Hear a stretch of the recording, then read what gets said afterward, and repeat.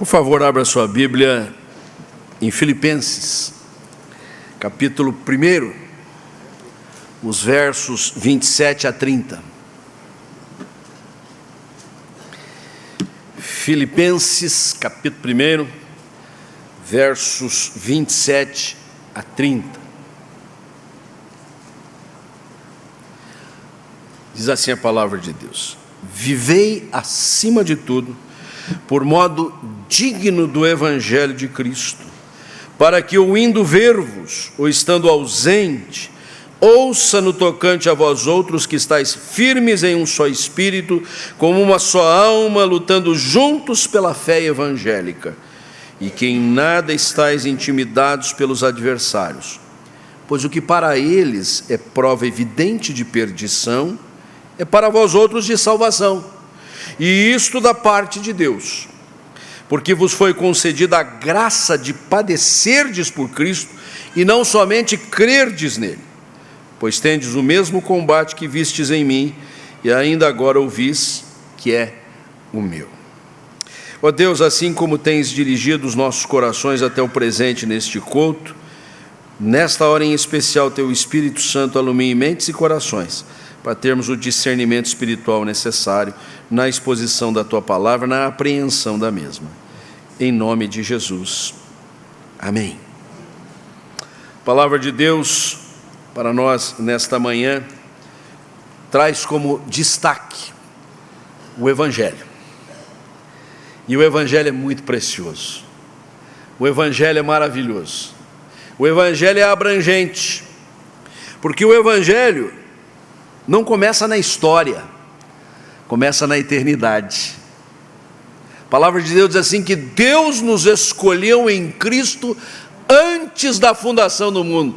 É algo que não cabe bem na nossa cabeça. Você não existia, eu não existia, ninguém existia, não havia o mundo, e Deus já havia dado curso à obra do Evangelho. E sabe, a criação, ela veio exatamente para dar sequência a este propósito que o Evangelho enseja. Deus criou céus e terra, Deus criou tudo que existe, criou a humanidade, para que o Evangelho residisse no coração do homem. E mais, quando tão logo nós avançamos na leitura dos primeiros capítulos da Bíblia e nos deparamos com o episódio trágico da queda, a queda também veio para que o Evangelho prevalecesse. A queda não foi um acidente de trabalho do Criador, que ele não contava com isso. Fiz todas as coisas boas, não esperava a queda. Como e quando? Deus é conhecedor de todas as coisas, nada está oculto a Ele. Conhece o que foi, o que é, o que será. Deus sabia da queda. Então, só podemos entender que o ingresso do pecado no mundo, de maneira nenhuma impediu que este Evangelho viesse ao nosso encontro. Quando Deus chama Abraão, distanciando dos céus, da sua cultura, da sua civilização, para formar o seu povo, o Evangelho está ali em miniatura. E então é só a gente seguir todo o Antigo Testamento, o período dos patriarcas, a escravidão no Egito, a libertação pela mão de Moisés, o ingresso na terra com Josué, a nova estrutura no tempo dos juízes, dando lugar então ao império, ao reino unido e depois dividido. Tudo isso tem por foco o mesmo Evangelho. Os tempos de exílio, fosse lá o do Egito, fosse o da Babilônia a seguir, pequenos momentos que Israel também viveu sob tutela alheia, nada disso impediu que o Evangelho tivesse curso. Mas é na plenitude dos tempos que Deus enviou seu Filho, nascendo na humanidade, para que o Evangelho se concretizasse. Então a gente não pode ler a Bíblia pensando assim, eu vou começar em Mateus, porque o que me interessa é o Evangelho. Tem Evangelho desde Gênesis, tem Evangelho em todo o Pentateuco, tem Evangelho nos livros históricos, nos poéticos, nos proféticos, e no Novo Testamento também. O Evangelho é central na nossa teologia. O Evangelho não é uma oportunidade de quando em vez que a gente faz assim, vamos fazer um culto evangelístico, né? Aí a gente convida bastante gente que não conhece o Evangelho, coloca músicas mais assim, que sensibiliza o coração, e a gente pensa, hoje tivemos um culto evangelístico. Todo culto é evangelístico, todo culto se prega o Evangelho, todo culto precisa ter a mensagem que procede da Escritura Sagrada, que não é outra senão o Evangelho. Isso fique claro, isso fique evidente para nós. Mas essa passagem que nós lemos traz um adendo, porque nós lemos ali já de saída no versículo 27, o desafio de viver de modo digno do Evangelho. Saber do Evangelho, conhecer o Evangelho, proclamar o Evangelho, está tácito isso para nós. Não tem como a gente fugir, mas o desafio é viver o Evangelho. Viver de modo digno do Evangelho. Essa palavra digno no Novo Testamento ela é muito preciosa, porque ela identifica aquilo que traz o verdadeiro equilíbrio. Esta palavra ela funciona mais ou menos como o fiel da balança, aquelas balanças antigas que a gente de vez em quando se refere, né? Você ia comprar lá na vendinha da esquina e o produto era colocado aqui, geralmente com uma colherzona grande, enchendo aqui de feijão ou de arroz, e do lado de cá colocava o peso, né? Colocava o peso, é meio quilo que eu quero, tira um pouquinho, foi menos, pá, né? Hoje tudo é eletrônico, mas o princípio é o mesmo. Quando aquele instrumento acertava o meio, é o chamado fiel da balança. Aí você diz assim, agora sim, eu tenho 1 quilo de arroz, eu tenho meio quilo de feijão, é o que eu quero comprar. É assim que tem que ser a nossa vida. Este Evangelho maravilhoso, redentor, salvador, transformador, constituidor da igreja, que dá sentido a sermos edificados como o povo de Deus, que é a nossa ênfase neste ano, a ele precisa corresponder na nossa vida um jeito de ser, um estilo de vida. Por isso o apelo do apóstolo Paulo, vivermos de modo digno do Evangelho. Como nós sabemos, a epístola aos Filipenses, ela foi escrita da prisão. O apóstolo se achava detido, não por cometer crimes, mas por pregar o Evangelho. Era ora acusado por judeus principalmente, mas também às vezes por gentios.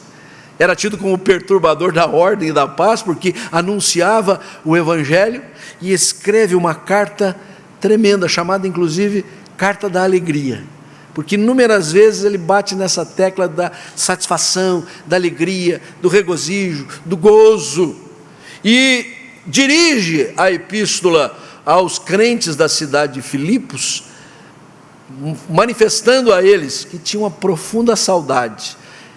Lembrava dos irmãos de Filipos, pensava assim, eu preciso estar com essa gente, como eu gosto daquela gente, o que leva às vezes a nós pensarmos que aquela era uma igreja perfeita, sem problema, sem crise, sem divisionismo, partidarismo, sem problemas doutrinários. Bom, é só ler a epístola para a gente ver que não era bem assim, tinha tudo isso e mais um pouco.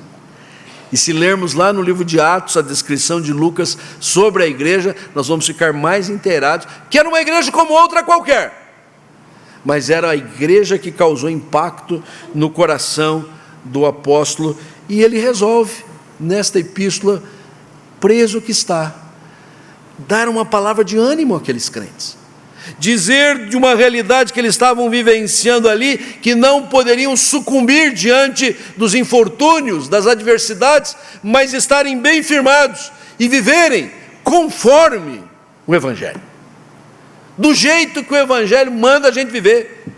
Por favor, abrace o Evangelho de tal sorte que a sua vida seja conforme o Evangelho, que quando você abrir os lábios para falar alguma coisa que diga respeito ao Evangelho, as pessoas dizem, eu bem que sabia que você era crente, do jeito que você vive, só pode ser assim, porque o contrário às vezes é muito triste, né? O sujeito abre a boca para falar que Jesus é o único e suficiente Salvador, e o sujeito diz assim, você? Você não vive conforme o Evangelho, sua vida é uma atrapalhação toda, você tem padrão, tem modelo, tem paradigma mundano de vida, como é que você ousa abrir os lábios para falar o Evangelho? E sabe, se você agora sentiu a pegada, o impacto, não é para você fechar os lábios, eu nunca mais vou pregar o Evangelho. Não, é para mudar a vida, porque a ordem é pregar o Evangelho. Ide, pregai o Evangelho a toda criatura. É para mim, é para você, é para todos nós. O que nós precisamos é ajustar o canal. O que nós precisamos é viver conforme o Evangelho. E a propósito disso, eu quero pensar algumas realidades que estão bastante destacadas nesse texto e que certamente virão ao encontro da nossa necessidade. E a primeira coisa que nós vamos aprender aqui é o seguinte: viver em conformidade com o Evangelho exige que estejamos unidos, apesar das diferenças, das nossas diferenças, do jeito peculiar, da maneira com que cada um se apresenta. Que bom que não há uniformismo na família da fé. Maravilha que a gente tenha esse caleidoscópio de diferenças, mas nada obstante, nós precisamos estar juntos, nós precisamos estar reunidos, nós precisamos estar congregados, nós precisamos estar unidos. Quando nós passeamos na Escritura Sagrada no Antigo Testamento e nos deparamos com a constituição de Israel a partir dos 12 filhos de Jacó, conhecidos como as 12 tribos de Israel. E no detalhe, a gente percebe, cada tribo tinha um jeito de ser, tinha uma maneira de portar-se. Ao longo das gerações, elas foram assumindo uma conformidade distinta uma da outra. Mas quando foi mister estarem já na terra prometida, elas se assumiram: nós somos diferentes, mas nós somos uma só nação, um só corpo, um só grupo, um só segmento.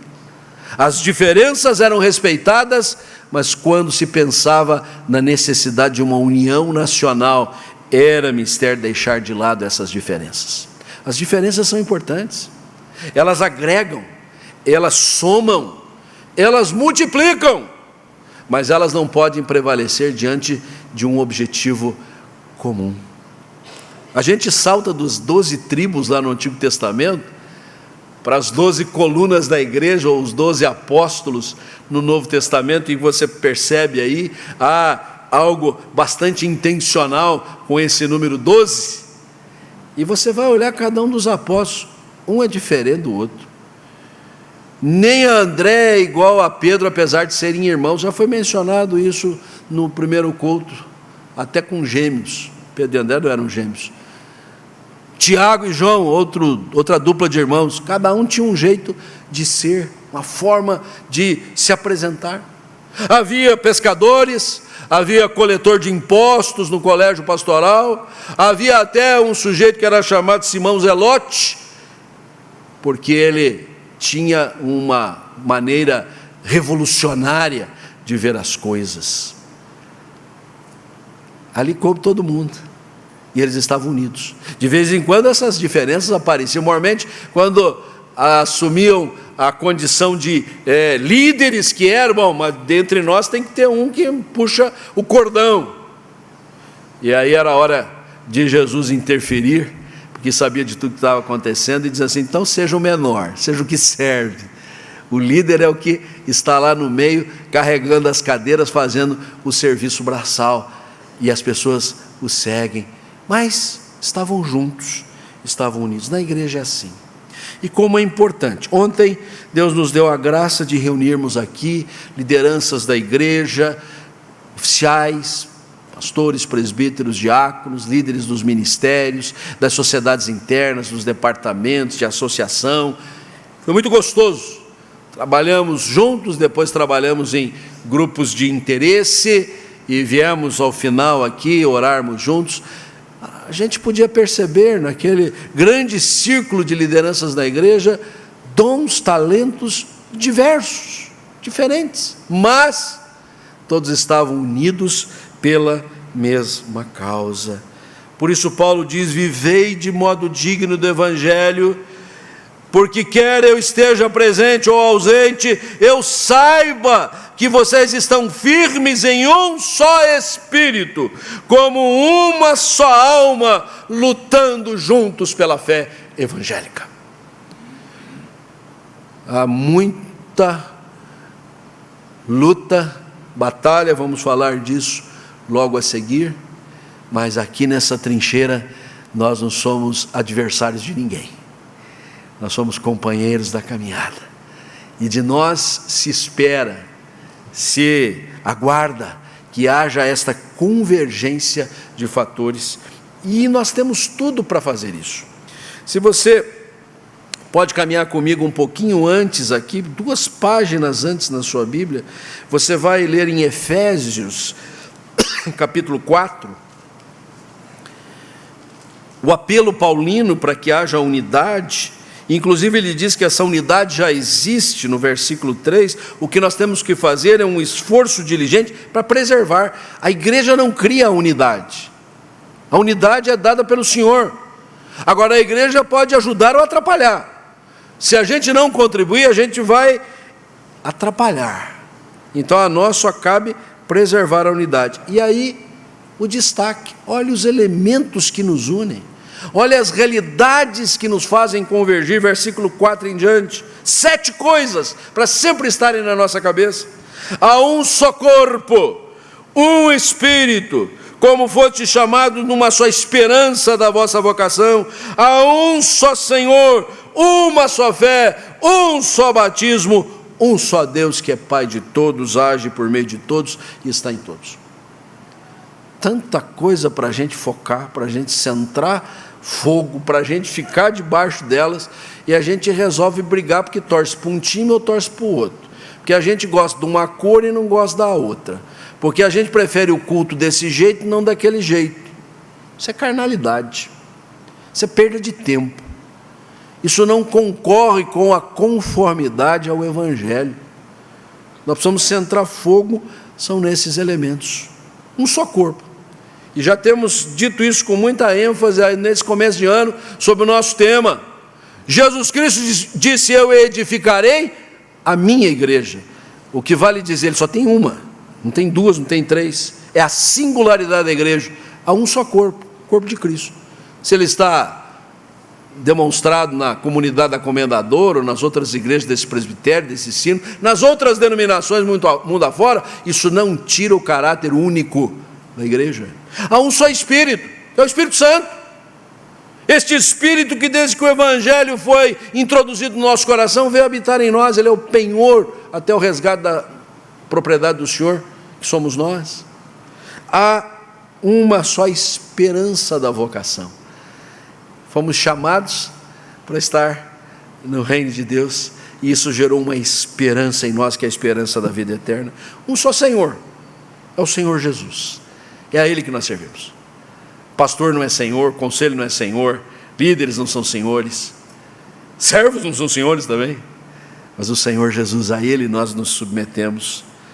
Uma só fé, a fé evangélica, a fé no Evangelho, a fé no nosso Salvador. Um só batismo. Opa, pastor, um só batismo não.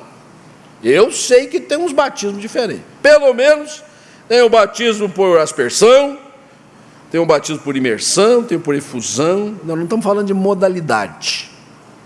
Você pode até ser batizado de cabeça para baixo, não tem problema não. Pode batizar no templo, pode batizar lá fora. Estou falando de modalidade, porque batismo é sinal de ingresso, é a marca que nos introduz no corpo de Cristo. E o Senhor Jesus foi muito claro, dizendo assim: aqueles que o Pai me deu, de maneira nenhuma os lançarei fora. Ou seja, quando fomos inseridos na igreja, se foi nessa, naquela denominação, não importa, é o corpo de Cristo, você está dentro, ponto final. Há um só batismo e um só Deus que é Pai de todos, que age em nós.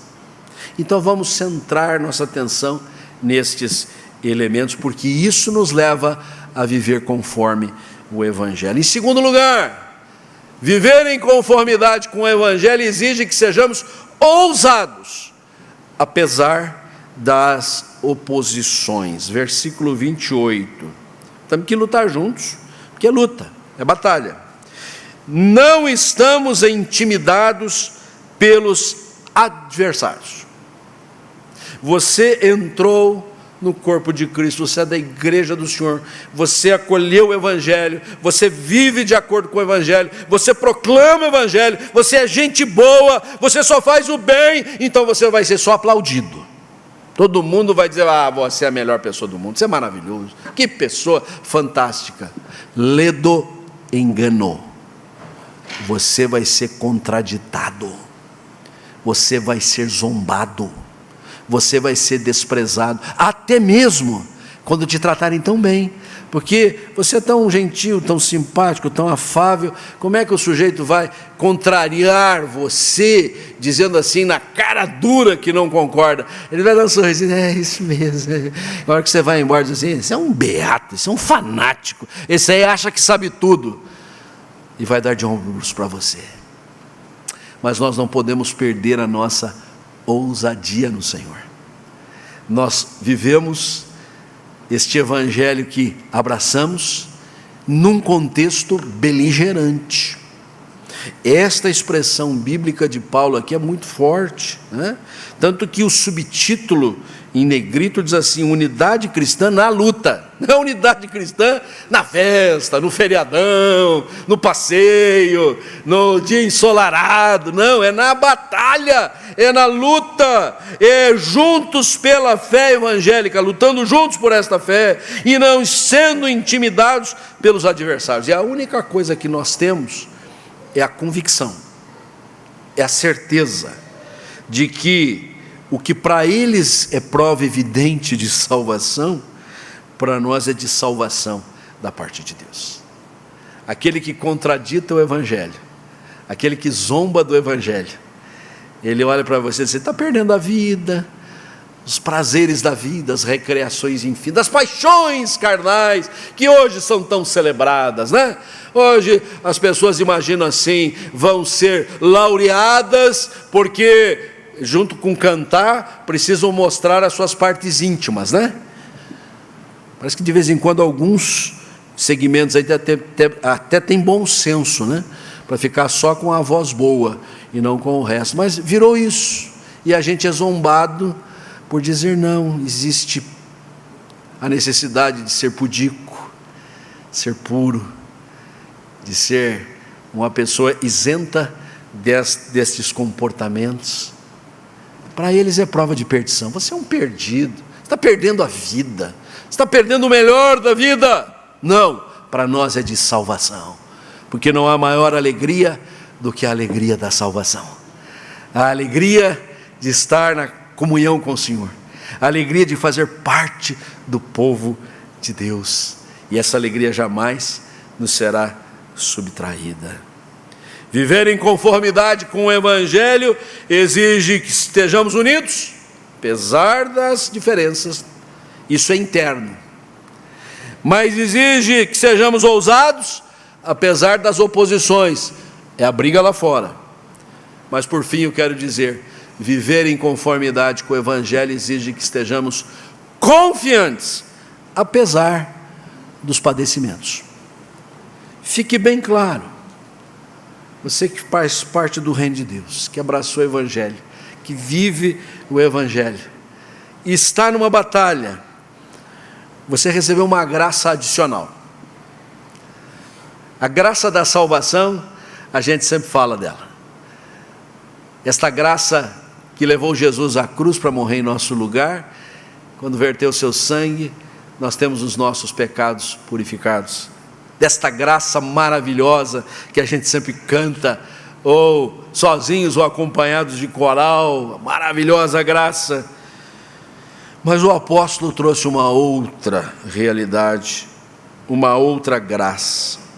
Versículo 29, porque vos foi concedida a graça de padecerdes por Cristo, e não somente crerdes nele. Graça de padecer. Graça para a gente enfrentar o padecimento. Quem disse isso estava preso. De vez em quando tomava lá umas chapuletadas. Ele descreve na Epístola aos Coríntios que tomou inúmeras quarentenas menos um de chibatadas, que dá simplesmente 39 chibatadas nas costas. Dói, né? Isso é padecer. Padeceu naufrágio, padeceu fome. E ainda diz nessa mesma epístola que estamos examinando: aprendi a viver contente. Tanto tenho experiência de fartura, mas de muita escassez. Padecer. Porém, mesmo em meio aos padecimentos, precisamos ser confiantes. Precisamos demonstrar a nossa firmeza. Por confiantes, nós queremos traduzir aqui aquela condição mais elevada que deve nortear o nosso ser. Não podemos andar como derrotados, como abatidos, como desmoronados.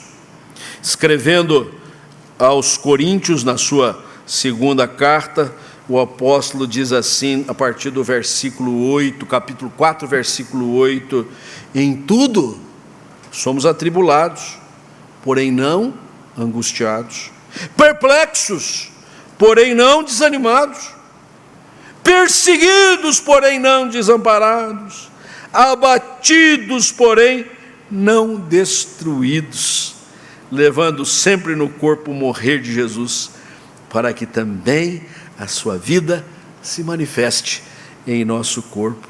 E aí no final do capítulo ele diz assim: por isso nós não desanimamos diante dos padecimentos. Pelo contrário, mesmo que o nosso homem exterior se corrompa, contudo o nosso homem interior se renova de dia em dia. Porque a nossa leve e momentânea tribulação, depois que tudo passou, a gente diz: foi leve, foi momentâneo. Mas quando a gente está no olho do furacão, quando a gente está enfrentando uma enfermidade gravíssima, parece que não vai acabar nunca, parece que é uma eternidade mesmo. Mas mesmo assim, por causa da confiança, mercê dos padecimentos, a gente faz a consideração: foi leve e momentânea, e ela produz eterno peso de glória, acima de toda comparação, porque não estamos atentando nas coisas que se veem, mas nas que se não veem, porque as que se veem são temporais, e as que não se veem são eternas. Abracemos este evangelho tão glorioso, mas vivamos em conformidade com ele. Por isso nós cantamos, ao encerrar o culto, o hino 304, a voz do evangelho, para o que convido a todos que coloquemos-nos em pé.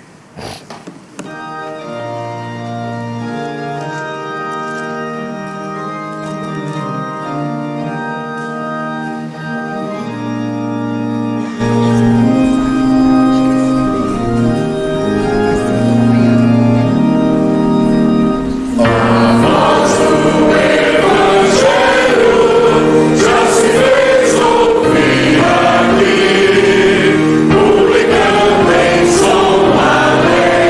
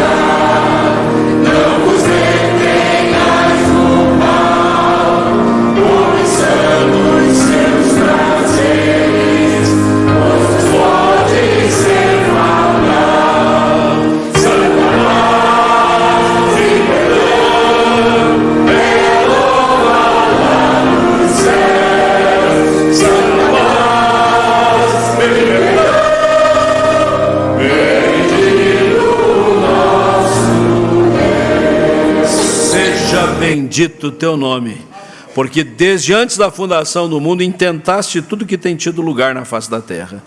E para ti, ó Deus, nós nos dirigimos, acompanhados da tua boa mão. Dá-nos, ó Deus, não só abraçar o Evangelho, mas vivermos em conformidade ao mesmo. Despede-nos com a tua paz e com a tua bênção em Cristo Jesus.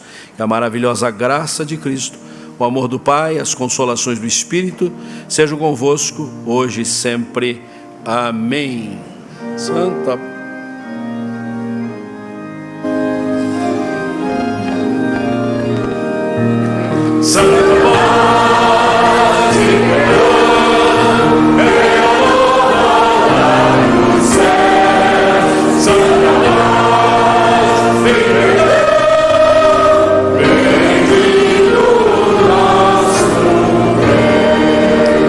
Vamos nos assentar.